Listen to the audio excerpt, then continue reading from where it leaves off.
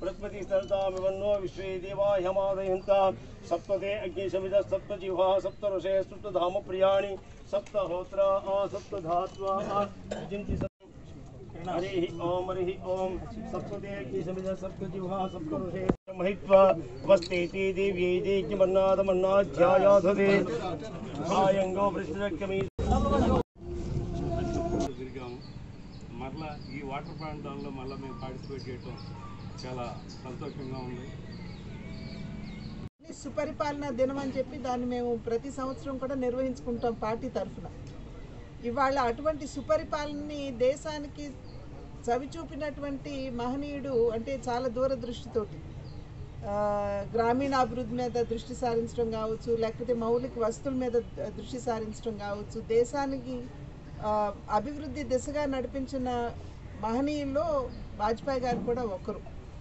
సుపరిపాలన అంటే అందరికీ కూడా మంచి చేయడం, వారికి సేవ చేయడం అని చెప్పి వారు నమ్మినటువంటి సందర్భంలో అటువంటి సుపరిపాలన దినాన్ని పురస్కరించుకుని ఇవాళ నేను ఇక్కడికి రావడం, ఇవాళ ఈ త్రాగునీటికి సంబంధించినటువంటి కార్యక్రమానికి శ్రీకారం చుట్టడం, ఇది నిజంగా భగవంతుడు ఒక రకంగా అనుగ్రహించారు అని చెప్పి నేను భావిస్తాను.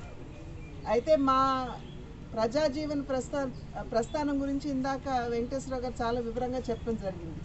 అనుకోలేదు అసలు ప్రజా జీవితంలోకి వస్తానని నేను ప్రత్యేకించి, కానీ రావడం జరిగింది. ఆ తర్వాత ఏ విధంగా దాన్ని వినియోగించుకోవాలి అనేటువంటి అంశానికి వస్తే ఎప్పటికప్పుడు వారు కూడా నాకు చెప్పడం, నాకు తోచింది చేయటం, ఆ రకంగా మేము ముందుకు వెళ్ళటం, ఇన్ని సంవత్సరాలు కూడా ముందుకు వెళ్ళటం జరిగింది.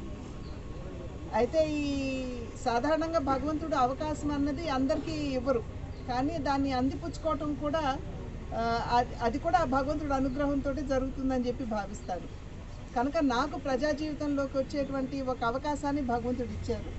దాన్ని అందిపుచ్చుకుంటూ ఏ రకంగా ముందుకు వెళ్ళాలి అనేది కుటుంబ సభ్యుల యొక్క సహకారంతో పాటు గ్రామంలో ఉన్నటువంటి వారు, చుట్టుపక్కల ఉన్నటువంటి వారు, తెలిసినటువంటి వారు, స్నేహితులు, సన్నిహితులు వారందరూ కూడా చెప్తూ ఉన్నటువంటి నేపథ్యంలో జరిగినంత వరకు మనకి మంచి చేయాలి అనేటువంటి భావనతోటి ఇప్పటి వరకు కూడా కొనసాగుతూ వచ్చాము.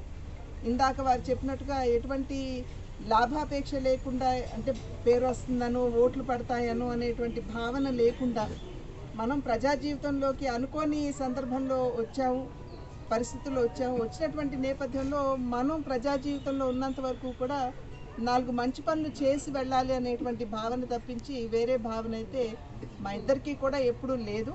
అనేటటువంటిది వాళ్ళ నాన్నగారితోటి మాకు అందరికీ సంబంధాలు ఉన్నటువంటి పార్టీ కాబట్టి దానిలో కంఫర్ట్నెస్ ఉంటుంది. దేనికోసం, ప్రజల కోసం మనకి అవకాశం ఇస్తున్నాడు అనేటటువంటిది నాకు గ్రహించి నేను ఆవిడ్ని బలవంతం చేశాను. ఆ రోజున నేను ఆగిపోతాను, ఇక ఎందుకు, మనం మంత్రి కూడా చేశాము, ఇంతవరకు చాలు కదా, మనం మళ్ళీ ఇంకో పార్టీలోకి వెళ్ళి మనం ఏదో మళ్ళీ మారామని చెప్పు అదేదో అనుకుంటారు. అప్పుడు పార్టీ ఇంకా అధికారంలో రాలా బీజేపీ. నేను గట్టిగా ఫోర్స్ చేసి ఆవిడ్ని లేదు ఉండాల్సిందే అని చెప్పి ఆ రోజు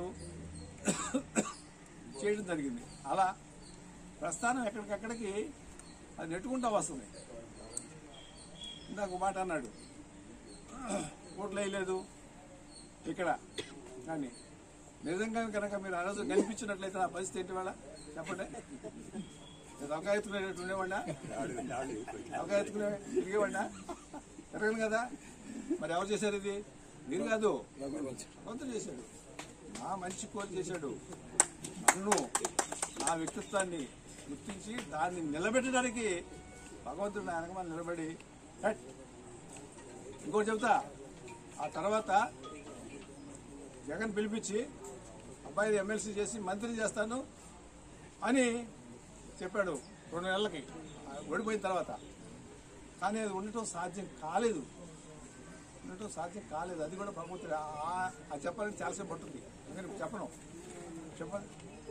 కానీ భగవంతుడు వద్దు, నువ్వు కారు తిరిగి ఇక్కడ మీటింగ్ పెట్టి మేము ఉంటున్నామని చెప్పే కార్ని అటు తిప్పమన్నాడు అబ్బాయి.